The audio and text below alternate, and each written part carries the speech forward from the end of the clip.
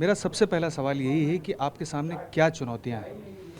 देखिए, मैं इतना ज़रूर कहूँगा कि इस साल institute of chartered accountants of India 1 जुलाई को अपने 75वें साल में जाने वाला है। 75 साल पुराना प्रोफेशन है। आज देश में पौने 4 लाख चार्टर्ड अकाउंटेंट है, करीब 8 लाख विद्यार्थी इस कोर्स को कर रहे हैं। तो जो चुनौतियाँ देश के सामने वो स्वाभाविक तौर से प्रोफेशन के सामने भी हैं, बट जब इतना बड़ा ग्रोथ इस देश में देखा जा रहा है, इकोनॉमी में देखा जा रहा है, चार्टर्ड अकाउंटेंट्स भी इस ग्रोथ के सहभागी हैं। इनका एक बहुत बड़ा रोल है इस देश की इकोनॉमिक ग्रोथ में। हम एक बहुत महत्वपूर्ण भूमिका निभाते हैं as a consultant, as an adviser और as a chartered accountant who is filing tax returns, insuring compliance.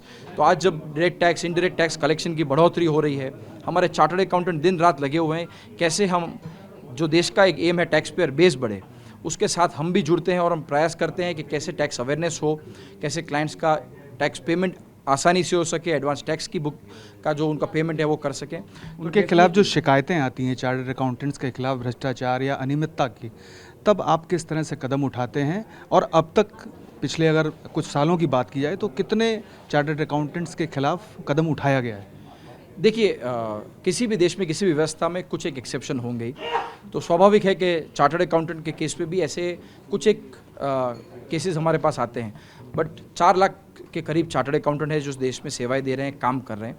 उनमें से अगर किसी भी चार्टर्ड अकाउंटेंट में जो कुछ आध केस कुछ साल में हमारे पास आ जाते हैं जहाँ ग्रॉस नेग्लिजेंस हुआ है, यानी उसने अपनी काम जिम्मेदारी से नहीं किया है, या लैक ऑफ ड्यू डिलिजेंस है, यानी उसने जो रिपोर्ट दिया, अटेस्टेशन फंक्शन किया, उसमें उसने वो जिम्मेदारी नहीं निभाई, उन केसेस पे हम पूरी कार्रवाई करते हैं। हमारी एक रोबस्ट डिसिप्लिनरी मैकेनिज्म है जिसमें हमारे पास पावर है ना ही सिर्फ फाइनेंशियल पेनल्टी लगाने का, बट हम उस चार्टर्ड अकाउंटेंट का नाम रिमूव करते हैं।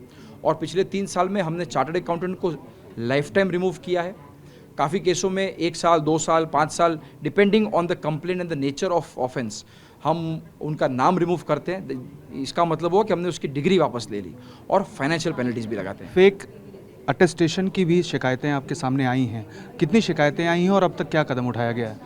ये एक बहुत बड़ा मैनेज है जो हमारे देश में है, जो हमें भी देख रहा था इंस्टीट्यूट में, कि जो बंदा चार्टर्ड अकाउंटेंट ही नहीं है वो मार्केट में बता रहा है कि मैं चार्टर्ड अकाउंटेंट हूँ और सर्टिफाई कर रहा है। इसे रोक लगाने के लिए UDIN, unique document identification number institute लेके आई है। मैं आपके सभी लोगों से भी रिक्वेस्ट करूँगा कि वो बाकी सारे जो कंपनीज़ हैं, जो यूज़र्स ऑफ फाइनेंशियल इन्फॉर्मेशन है, बैंक्स हैं, आज किसी भी चार्टर्ड अकाउंटेंट ने अगर कोई सर्टिफिकेट दिया है, अगर कोई ऑडिट किया है, उस पे यूडिन 18 डिजिट का यूडिन होना मैंडेटरी है।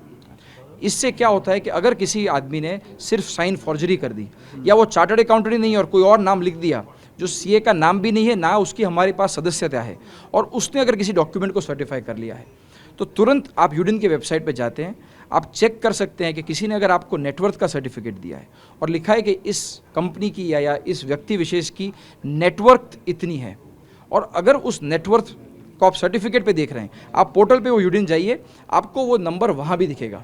कितने ऐसे मामले सामने आए अभी तक? हमारे पास हर साल में, मैं ऐसा मानता हूँ, 10 से 15 ऐसे मिनिमम केसेस रिपोर्ट होते हैं, और देश भर में शायद ज़्यादा केसेस भी होते होंगे जहाँ मिस रिप्रेजेंटेशन होता है चार्टर्ड अकाउंटेंट्स का। और इन सभी केसेस पे आज हमने एक टेंडर मॉनिटरिंग डायरेक्टरेट की स्थापना हुई है इस साल में। वो इन केसेस को देखता है, हमारा यूडिन का डायरेक्टरेट है वो भी इन केसेस को देखता है, और जहाँ भी कार्रवाई ज़रूरी है, पुलिस कंप्लेन हो वगैरह, वो सब की जाती है ताकि चार्टर्ड अकाउंटेंट के नाम का कोई मिसयूज़ ना करे। मेरा एक अंतिम सवाल आपसे है, क्या राज्यों की तरफ से प्रादेशिक भाषा में सीए का कोर्स शुरू करने की मांग आपके पास आई है? आज की तारीख में हमारे चार्टर्ड अकाउंटेंसी का कोर्स इंग्लिश में और हिंदी दोनों माध्यमों में होता है, और दोनों से हमारे पास काफ़ी विद्यार्थी आई हैं।